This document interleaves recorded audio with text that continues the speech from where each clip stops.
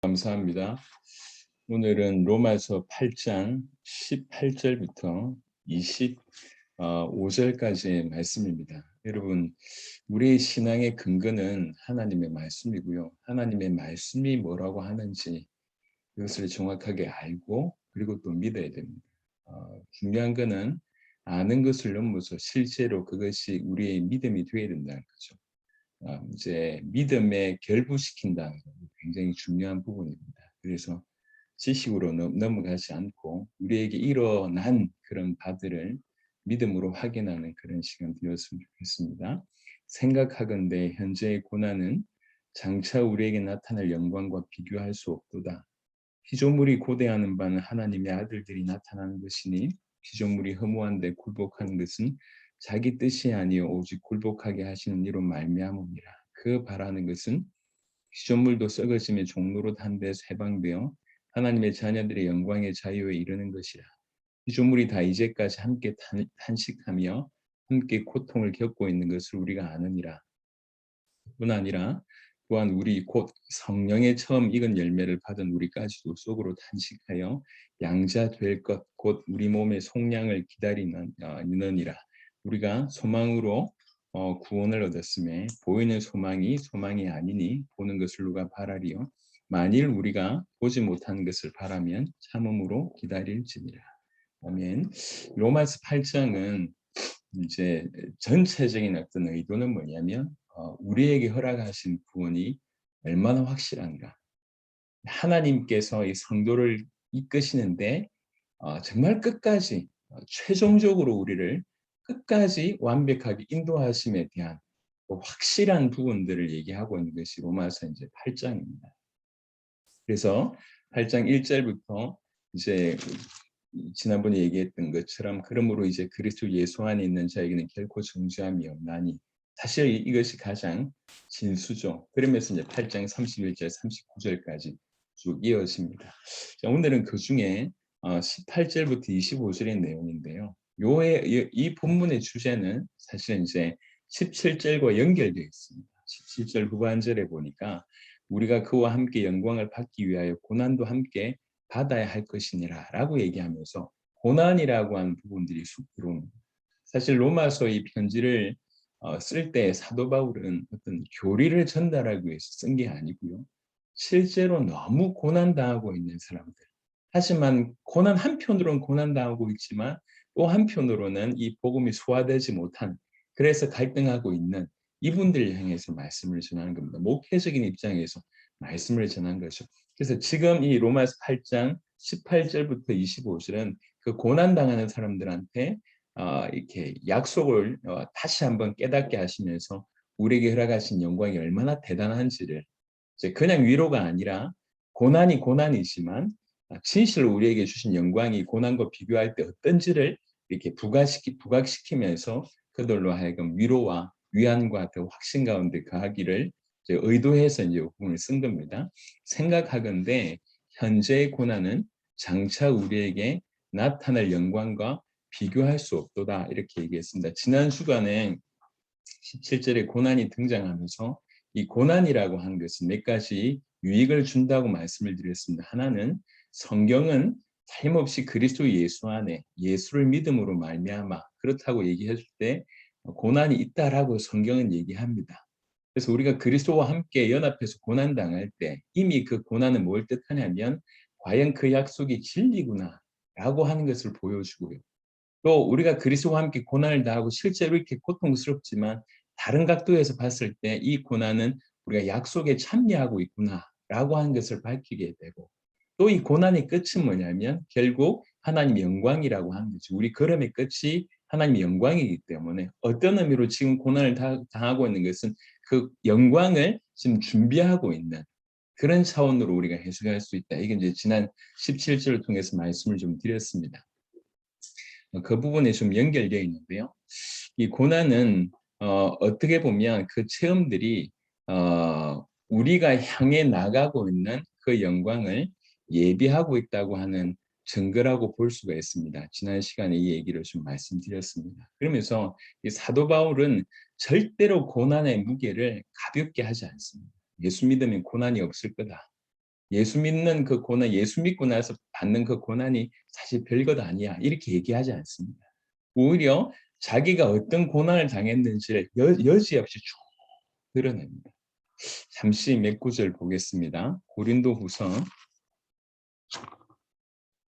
사도 바울이 이걸 어떻게 전개하고 있는지, 예수 믿을 때 고난 당하는데 그 괜찮아, 그거 아프지 않아, 견딜만해, 뭐 그 어려운 거 아니야, 이렇게 얘기하지 않습니다. 그 고난을 아주 그대로 드러냅니다. 고린도후서 4장 7절에 우리가 이 보배를 질그릇에 가졌으니 이는 심히 큰 능력은 하나님께 있고 우리에게 있지 아니함을 알게 하려 함이라. 우리가 사방으로 우겨쌈을 당하여도 쌓이지 아니하며 답답한 일을 당하여도 낙심하지 아니하며 박해를 받아도 버림받으시 아니하며 거꾸로 뜨림을 당하여도 망하지 아니하고 우리가 항상 예수의 죽음을 몸에 짊어지면 예수의 생명이 또한 우리 몸에 나타나게 하려 합니다. 이 고린도후서 4장 7절뿐만 아니라 고린도후서 11장, 고린도후서 12장에 본인이 어떻게 핍박을 받았는지를 쭉 열거합니다. 뭐 당의 위험부터 시작해서 도적의 위험, 형제의 위험, 모의 위험, 뭐 올바로 먹지 못하고 여러분 갇히고 뭐 태장으로 몇 번 맞고 죽을 뻔한 많은 고기들. 이제 이런 얘기 썼을 때 예수 믿으면 복 받는다고 하고 예수 믿으면 행복하다고 얘기해야지 믿어줄 건데 그게 그렇지 않고요.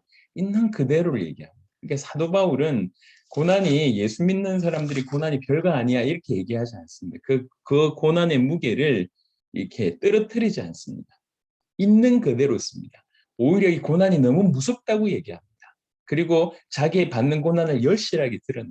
그래 놓고 그걸 그대로 드러내놓고 그 다음에 저 반대편에 있는 하나님의 영광을 동일하게 얘기합니다. 그러면서 이걸 대비시키는 거예요.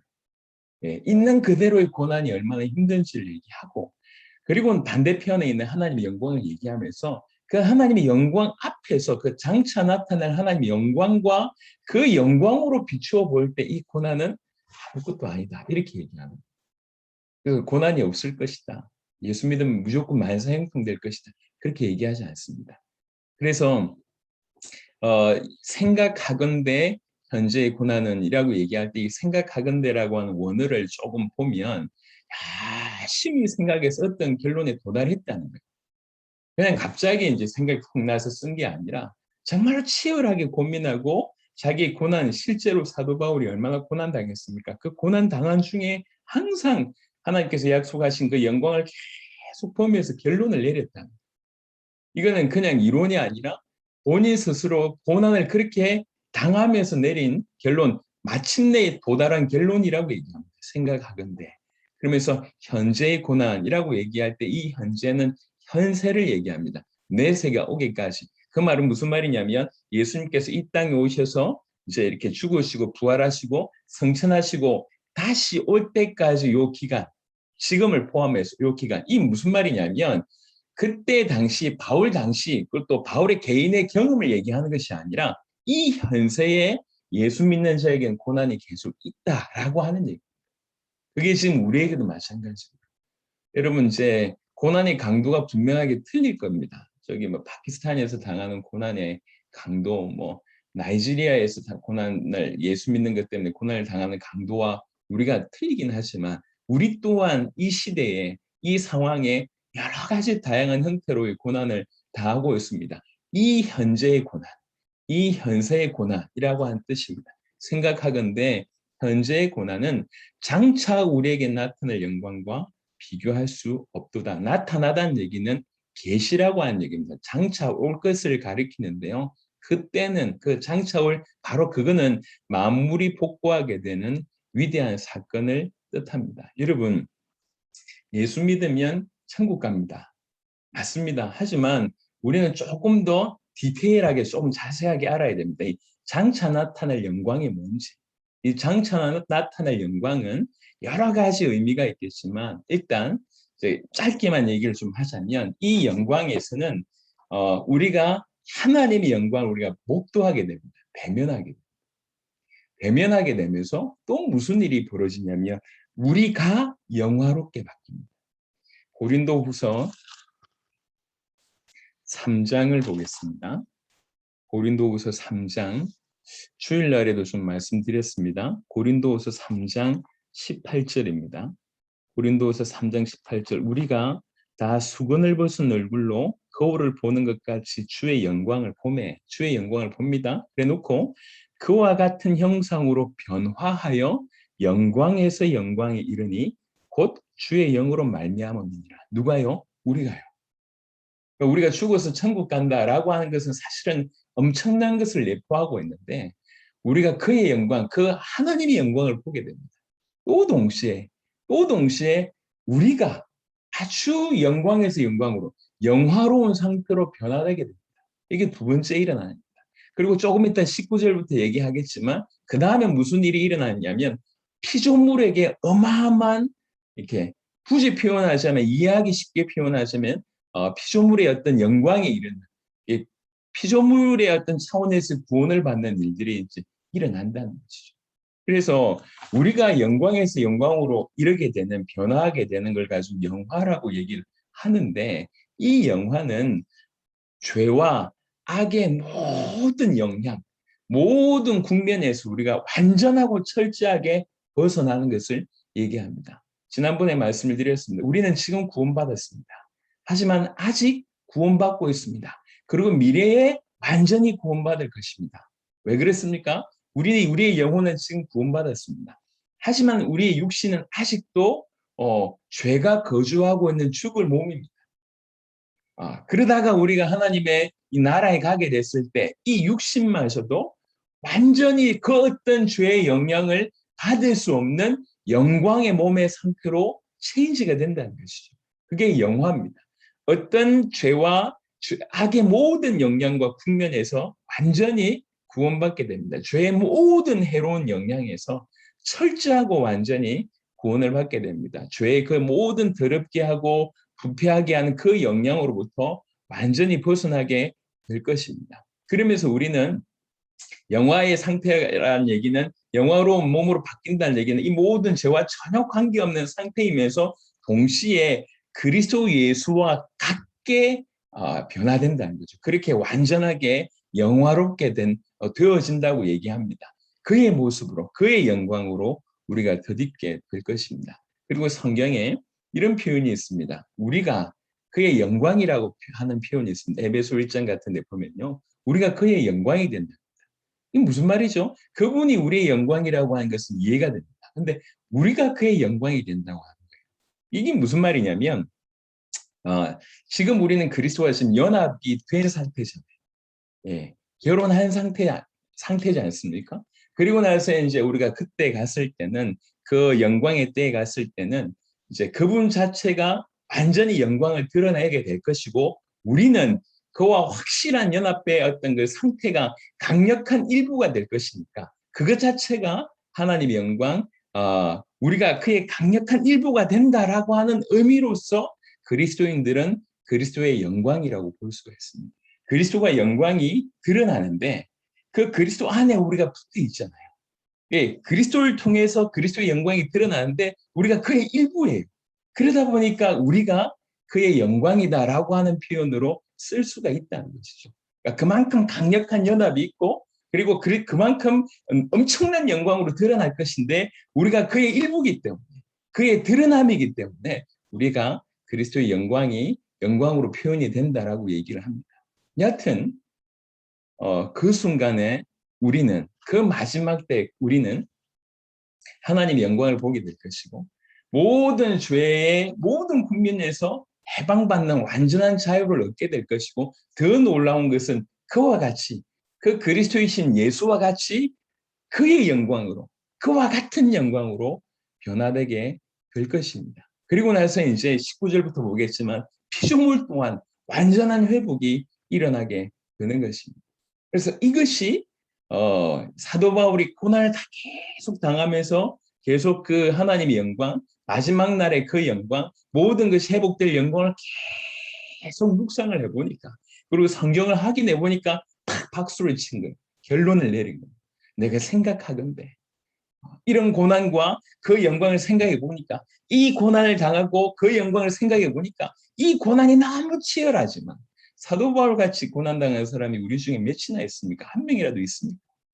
이론이 아니잖아요. 그렇게 치열하게 고난을 당하면서 성경의 말씀을 통해서 약속한 그 영광을 보니 이게 비교할 수가 없다. 그 놀라운 영광을 우리가 목도하고 우리가 갑자기 일시에 바뀌어서 그와 같은 영광을 취하게 될 것이고 그와 강력하게 연합되어져서 우리가 감히 그리스도의 영광이라고 그의 영광이라고 칭함을 받을 것이고 모든 죄의 영향 가운데서는 완전히 해방받는 그런 일이 벌어진다는 것이죠. 고린도전서 16장을 한번 잠시 보겠습니다. 아주 놀라운 아주 얘기가 하나 있는데요. 이 특별히 사도 바울을 위시해서 초대교회 성도들이 어떻게 살았는지를 볼 수 있는 일부입니다. 고린도전서 16장 22절 한번 보겠습니다. 고린도전서 16장 22절 만일 누구든지 주를 사랑하지 아니하면 저주를 받을지어다 라고 얘기했어요. 주를 사랑하지 않으면 저주받을 것이다 라고 얘기해놓고 뜬금없이 뭐라고 얘기하냐면 우리 주여 오시옵소서 이렇게 돼 있어요. 그러니까 앞에와 뒤가 연결이 안 돼요. 이게 무슨 말이냐면 앞에는 어떤 상황을 뜻합니다. 실제로 초대교회의 상황은 여러분 잘 알듯이 정말로 무서운 핍박을 받았습니다. 그리고 아주 강력하고 너무너무 혹독한 원수를 만나게 됩니다. 적지 않은 사람들이 사형을 당하고 자기의 재산들은 강탈당하고 핍박이라고 하는 것이 일상이었죠. 그래서 그들은 서로 만날 때마다 나누는 말이 뭐냐면 주께서 임하시느니라. 이전 성경에는 주께서 임하시느니라 이렇게 되어 있어요. 지금 성경은 우리 저희 오시옵소서. 그러니까 많은 일들이 벌어질 거 아닙니까? 만날 때마다 먼저 뭘 꺼내냐면 우리 주님 오신다. 이렇게 꺼낸다는 거예요. 주께서 임하신다. 이렇게 꺼낸다는 거예요. 수많은 상황 가운데 항상 그 모든 상황 가운데에서도 바로 그 사건, 모든 일은 언제나 어떤 일들이든지 그 모든 일은 언제나 그 사건, 주님 다시 오신다고 한 그 사건에 비추어서 생각했다는 거예요. 그 사건에 비추어서 바라봤다는 거예요. 주님 오시니 가족 가운데 사망을 당하고 사형을 당한 사람이 있습니다. 주님 오십니다. 모든 재산을 다 강탈당했다는 얘기를 들었습니다. 주님 오십니다. 누가 그렇게 심하게 핍박을 받았다는 얘기를 들었습니다. 주님 오십니다. 그게 유일한 기준이었다는 거예요. 이게 그냥 막연한 얘기가 아니고 그만큼 그들은 그날의 영광을 깊이 받았다는 거예요.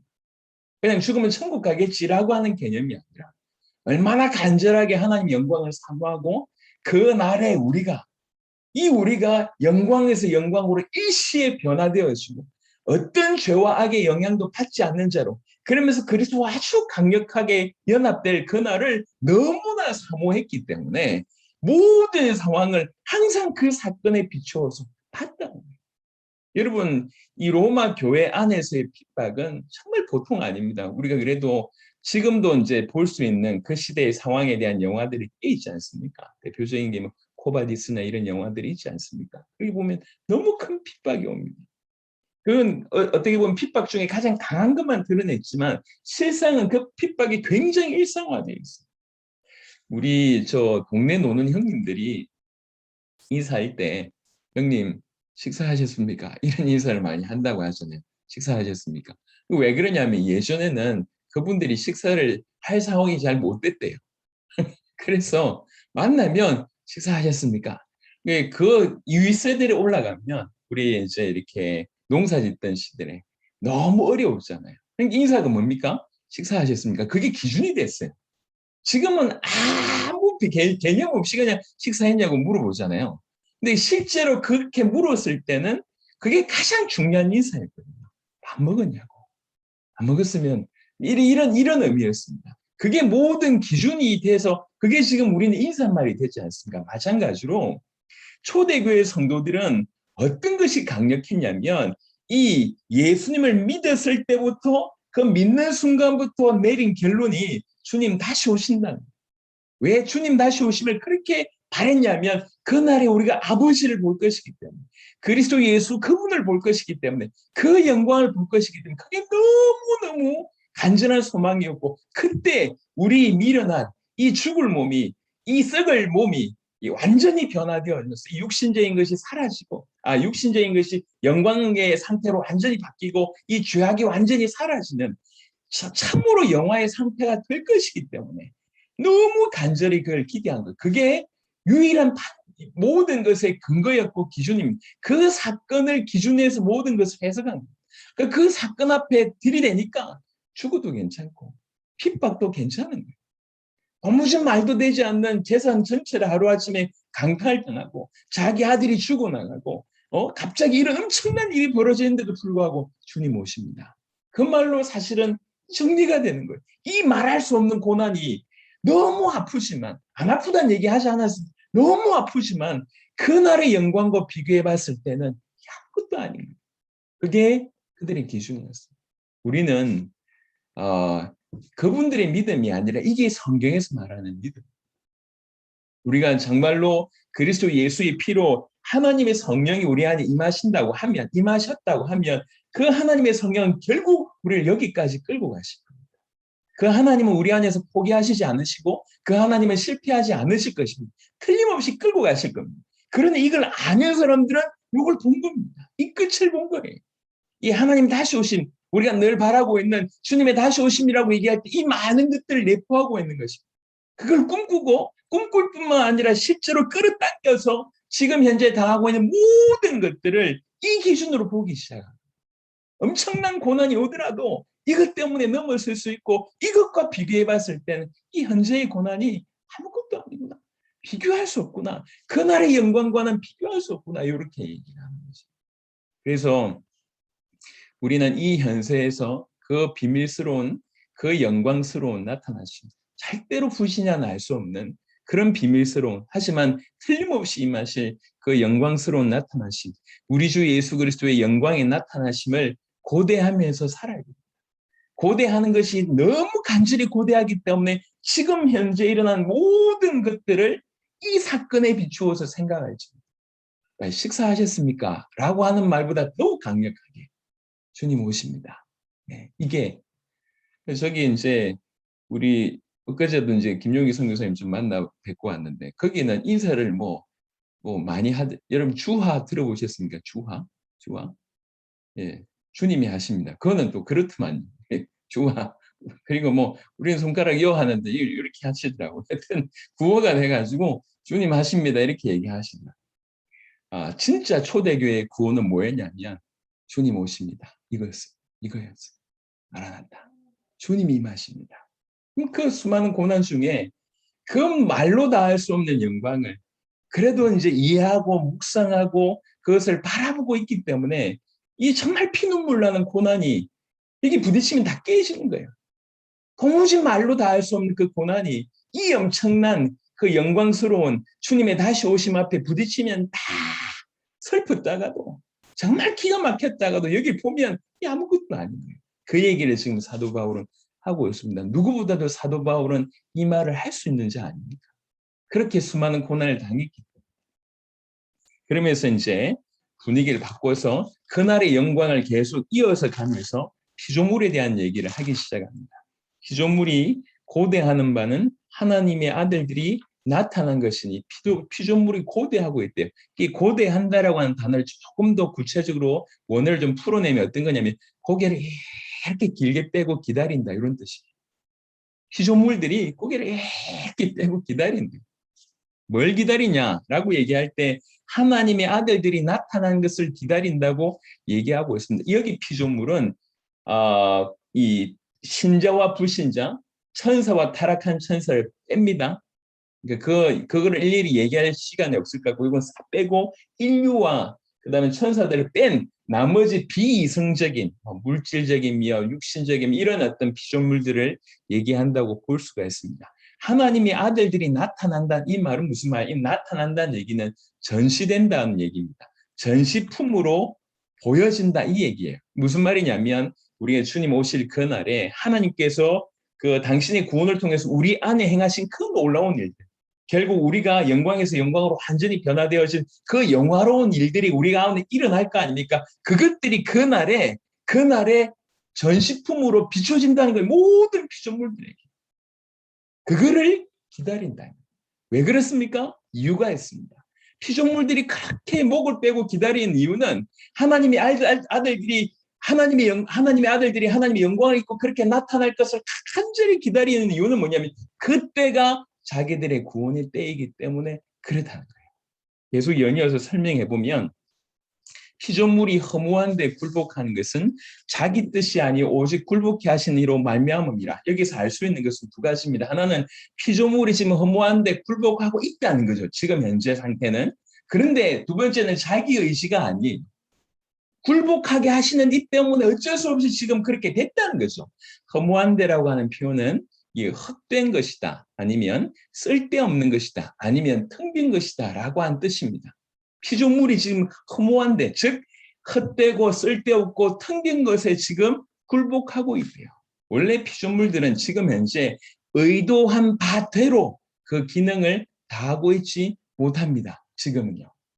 지금은 어떤 순간부터 그 수준까지 이르지 못하게 됐습니다. 지금 현재의 피조물은 멸망한 것 같이 보이고 모든 것이 무익하거나 쓸데없는 것 같이 보입니다. 그렇게 무익하고 쓸데없는 것처럼 되어질 수밖에 없는 그 요인이 그 피조물 안에 어떤 것이 있다고 하는 것입니다. 본인의 의도가 아니라 지금 그렇게 돼버렸어요. 어느 시점에 이렇게 돼버렸습니다. 자기의 의도가 아니라 굴복하게 하신 이로 말미암아 그런 일이 벌어진 것입니다. 우리는 창세기 3장에 땅이 그로 말미암아 저주를 받았다라고 하는 그 중대한 메시지를 듣게 됩니다.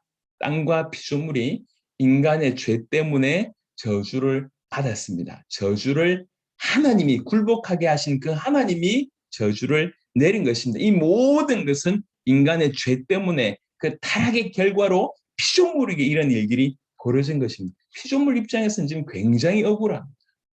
예, 대장 잘못 만나가지고 햇빵 잘못 만나가지고 이렇게 된 그런 케이스죠. 자기 대표 잘못 만나가지고 그렇게 된 케이스입니다. 그 바라는 것은 피조물도 썩어짐의 종노릇 한 데서 해방되어 피조물이 지금 현재는 썩어짐의 종노릇을 하고 있다고 합니다. 이 썩어짐이라고 하는 것은 사망을 내포하고 있고요.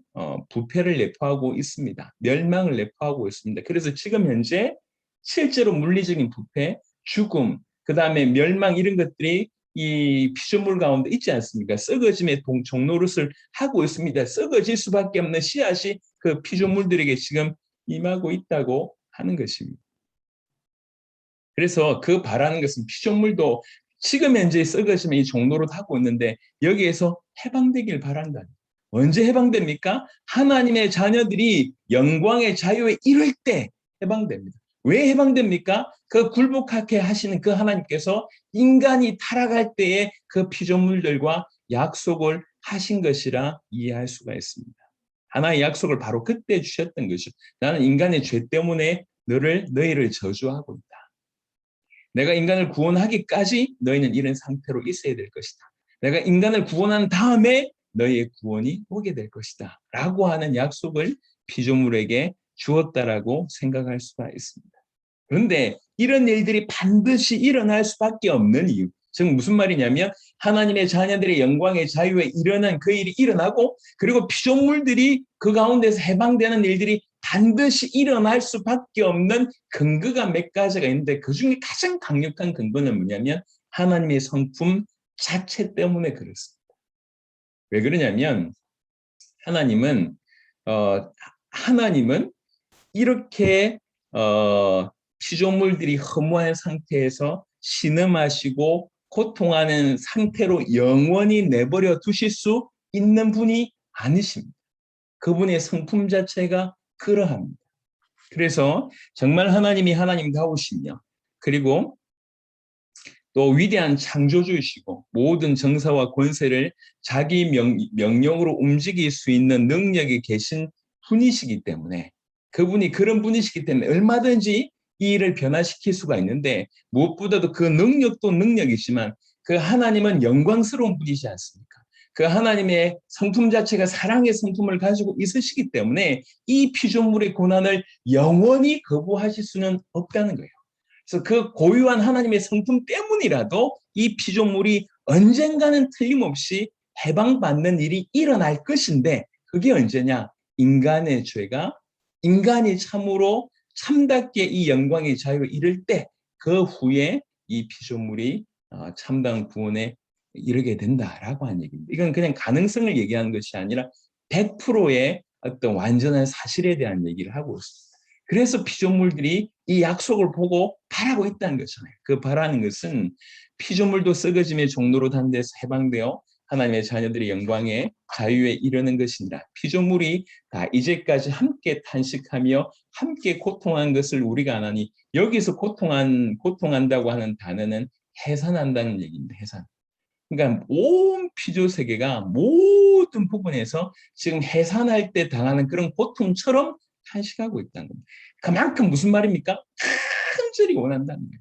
자녀가 태어나기 전에 우리 엄마들이 그렇게 이제 이 자녀 태어나기를 간절히 바라는 마음으로 그 고난 가운데 있으면서 그 고통을 막 참고 있는 것처럼 지금 피조물의 상태가 그렇다는 거예요. 피조물 전체가 무엇인가 더 나은 곳으로의 어떤 탄생, 더 나은 곳으로의 어떤 진입을 하기 위해서 이렇게 노력하고 발부둥치고 있다고 하는 것입니다.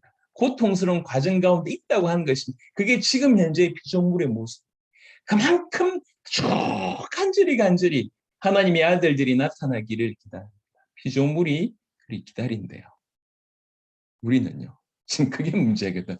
피조물도 지금 이런 해산하는 고통을 가지고 하나님의 자의 아들들이 나타나기를 간절히 기다리고 있는데, 우리는 그리스도의 피로 건짐받았다고 하면서, 정말로 우리가 믿음으로 의롭다함을 받았다고 하면서, 그리고 이미 로마서 5장에도 우리가 읽었지만 그렇게 하나님의 영광을 바라고 기뻐한다고 얘기하면서, 사실은 이것이 우리 것이 안 되는 경우들이 너무 많습니다. 오늘 이 본문만 보더라도 초대교회의 성도들이 얼만큼 주님의 다시 오심, 주님이 임하십니다, 주님이 다시 오십니다라고 한 것이 그들에게 얼마나 기준이 됐던 것인지를 우리가 알 수 있고, 더 나아가서 말 못하는 저 피조물이, 그 피조물들을 의인화해서 그 피조물들이 지금 해산하기까지의 어떤 고통으로 간절히 바라보고 있다고 할 때, 참으로 이것이 사실이라고 하면 우리는 참으로 부끄러운 신앙생활을 하고 있지 않는가 생각을 하게 됩니다.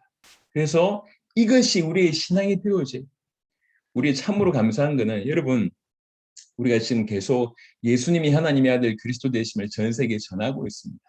주님의 다시 오심을 바라보면서 그걸 이루기 위해서 뛰고 있습니다.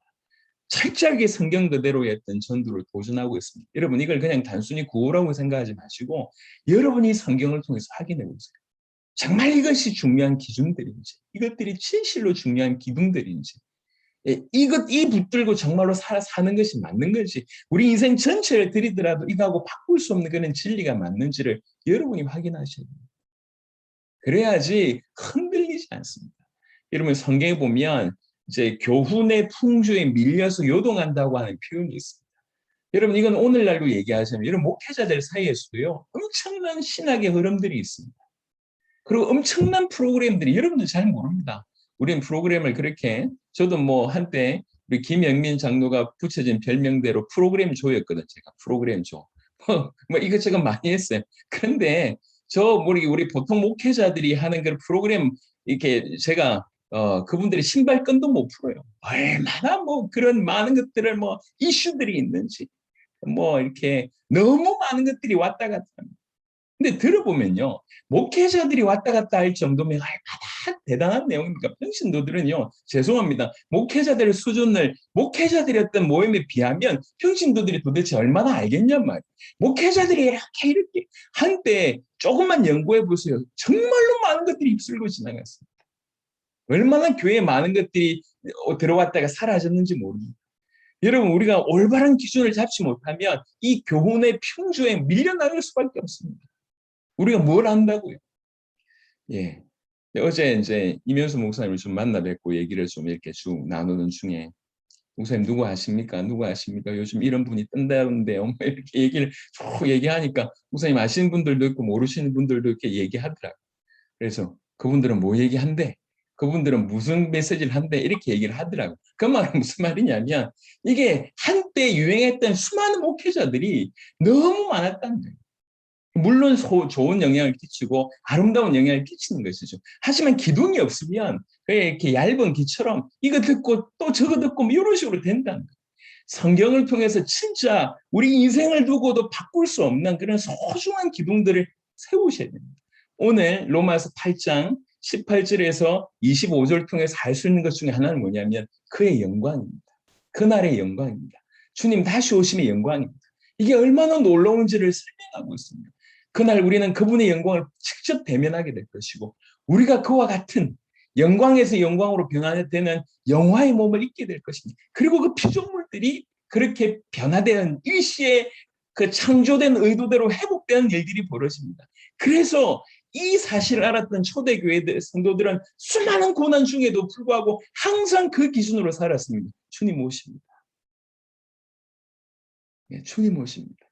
사망을 당하고 재산 강탈을 당하고 말도 안 되는 억울한 일을 당하는데 그 고난 중에 있는데 주님 오십니다. 이걸로 그냥 끝이에요.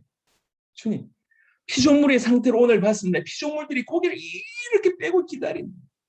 심지어는 해산하는 고난을 당한 것처럼 정말 그 애를 낳기 전에 그 출산 전에 어떤 그 간절한 그 고통을 너무 아픈데 조금 있으면 새 생명이 나오니까 그걸 참는 것처럼 지금 피조물이 하나님의 아들들이 나타나기를 그렇게 간절히 고대한다고 얘기하고 있습니다. 이게 신앙입니다. 우리는 이걸 믿어야 돼요. 우리는 예수님을 믿어야 됩니다. 그리고 그분의 다시 오심을 믿어야 됩니다. 23절에 그뿐 아니라 또한 우리 곧 성령의 처음 익은 열매를 받은 우리까지도 속으로 탄식하며 양자될 것 곧 우리 몸의 속량을 기다리느니라 라고 얘기합니다. 피조물이 고대하는 내용을 쭉 썼습니다. 그리고 그뿐 아니라 또한 우리 곧 성령의 처음 익은 열매를 받은 우리까지도 우리가요 뭘 받았냐면 성령의 처음 익은 열매를 얘기합니다. 받았다고 얘기합니다. 성령의 처음 익은 열매가 뭘까요? 시간이 없으니까 우리 짧게 찾아보겠습니다. 고린도전서 15장입니다. 고린도전서 15장 20절입니다. 20절 그러나 이제 그리스도께서 죽은 자 가운데서 다시 살아나사 잠자는 자들의 첫 열매가 되셨도다. 23절에 그러나 각각 자기 차례대로 되리니 먼저는 첫 열매인 그리스도요라고 얘기하고 있습니다. 성령의 처음 익은 열매는 그리스도이십니다. 그리고 이 그리스도를 믿음으로 말미암아 우리에게 뭐가 주어졌습니까? 구원이라고 하는 것이 주어졌고 이 구원은 믿음으로 의롭다함을 받는 거기서부터 시작해서 우리 몸의 구속까지 이르는 영화가 다 포함되어 있습니다. 이게 우리에게 온 거 아닙니까?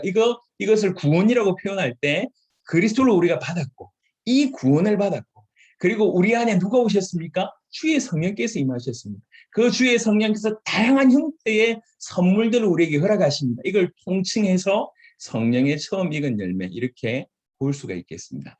그 성령의 처음 익은 열매를 누가 받았습니까? 우리가 받았습니다. 받은 우리까지 뭐 하고 있냐면 속으로 탄식하고 있답니다. 이건 어떤 의미냐면 여러 의미가 있지만 이것은 지금의 상태도 알고 다시 임할 그 미래의 상태도 아는 가운데 나오는 탄식입니다. 이것은 허무한 탄식이 아니라 고대하는 탄식입니다. 예를 들면 정말 아쉽게 요 올해는 그게 별로 휴가가 별로 그 공휴일이 별로 없다고 하지 않습니까?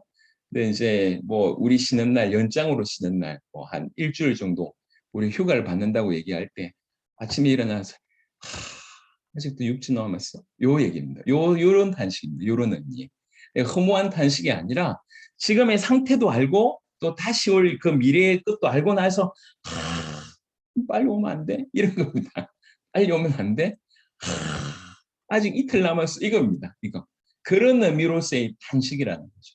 그래서 처음 익은 열매를 받은 우리까지도 속으로 탄식하며 뭘 기다리고 있습니까?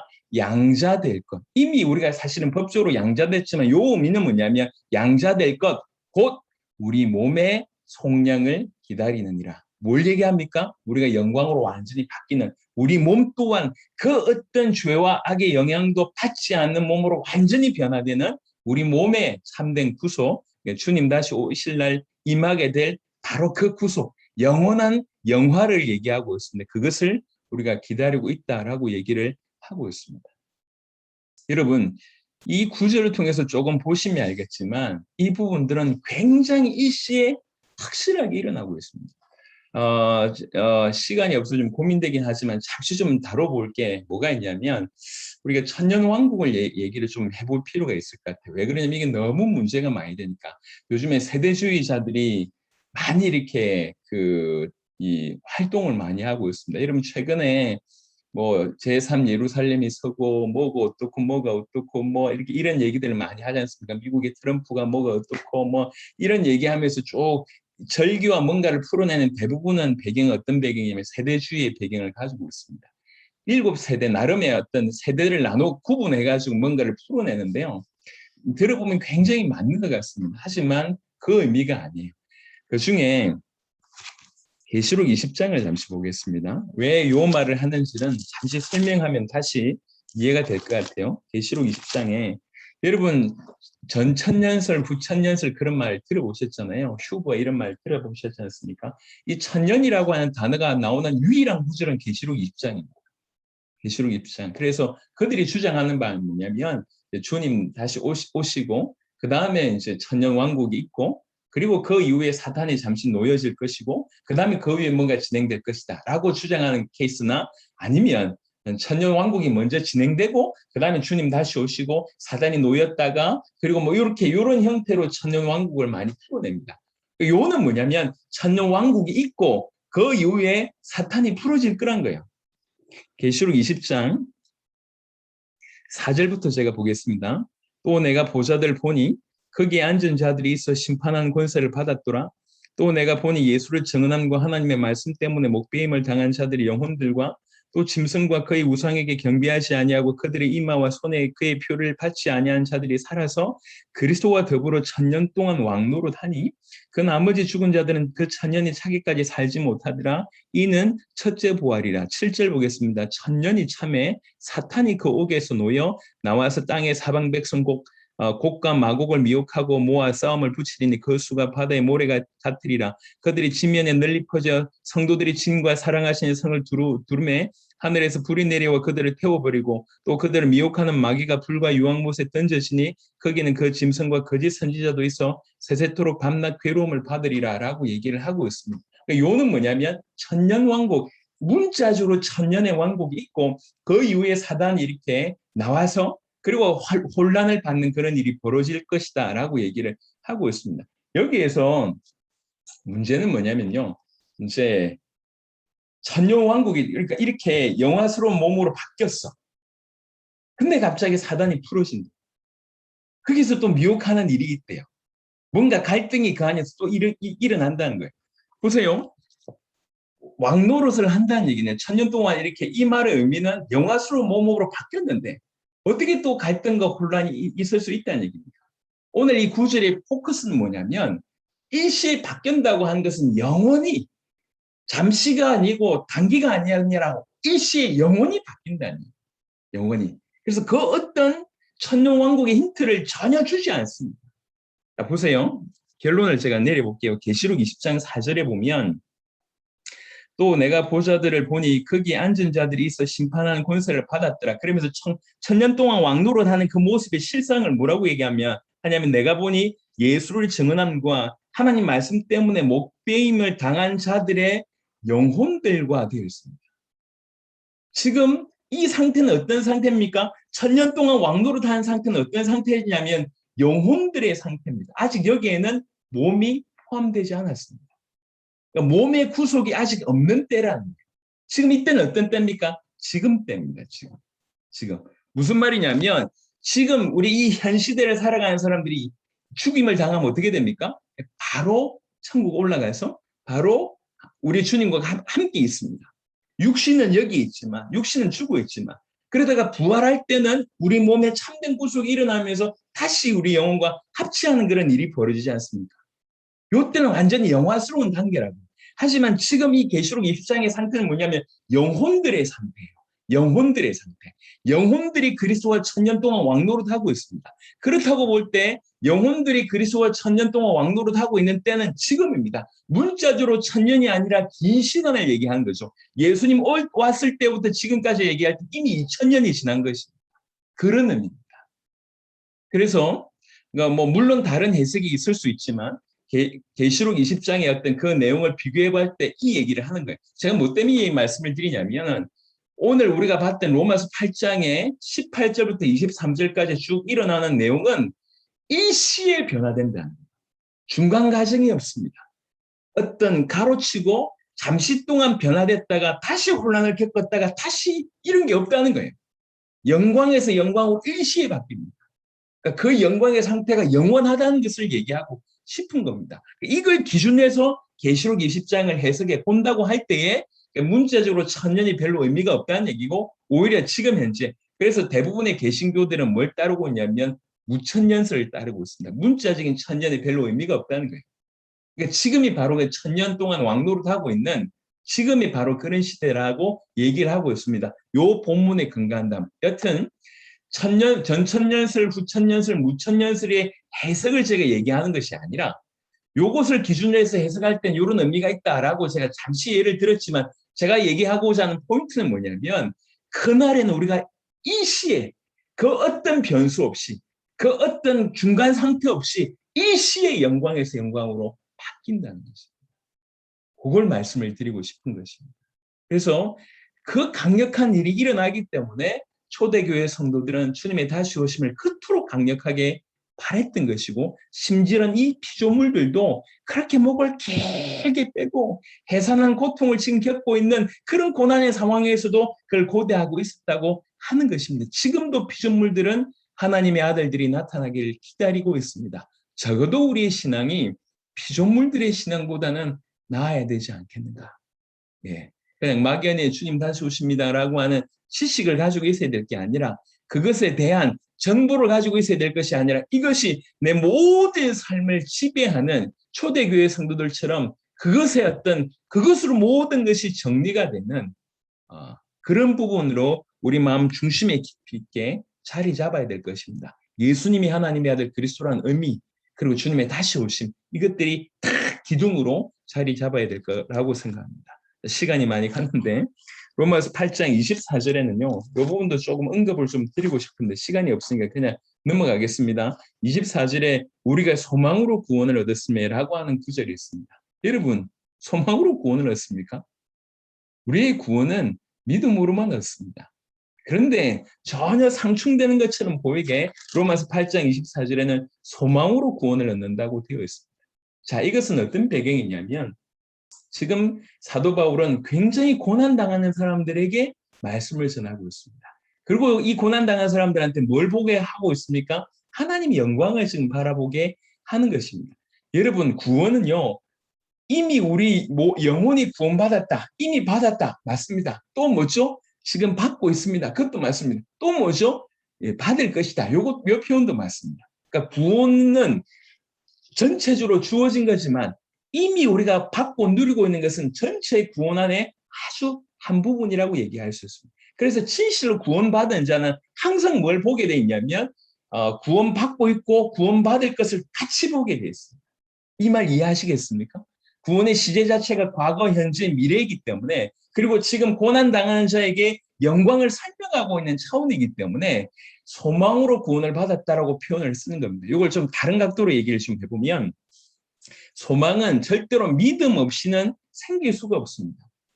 소망이라고 하는 것은 반드시 오직 믿음을 통해서만 이 소망이 생겨질 수가 있다는 것입니다. 그런 의미로 소망과 믿음은 연관이 있다고 얘기하는 것이고 또 구원은 과거, 현재, 미래 내다보는 것까지 포함하고 있기 때문에 어떤 면에서는 믿음으로 구원받았지만 소망이라고 하는 차원에서 소망이라고 하는 영역 안에서 구원을 얻었다라고도 해석할 수 있다는 거죠. 그래서 믿음이 소망의 근간이고 믿음이 있어야지 소망이 있기 때문에 그래서 믿음으로 구원을 얻는다. 이 말도 맞지만 믿음 터 위에 소망이 있기 때문에 소망의 영역 안에서 과거, 현재, 특별히 미래 이 미래의 구원을 내다본다라고 하는 의미로 소망으로 구원을 얻었음에라고 하는 표현으로도 이해할 수 있다는 거죠.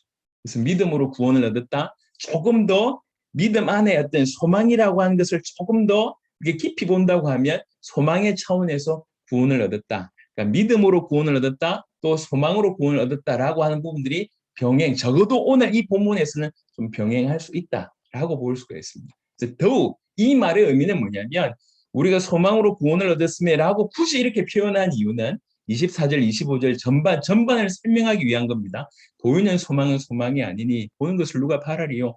만일 우리가 보지 못하는 것을 바라면 소망하면 참음으로 기다리지내라. 요 얘기를 하기 위해서.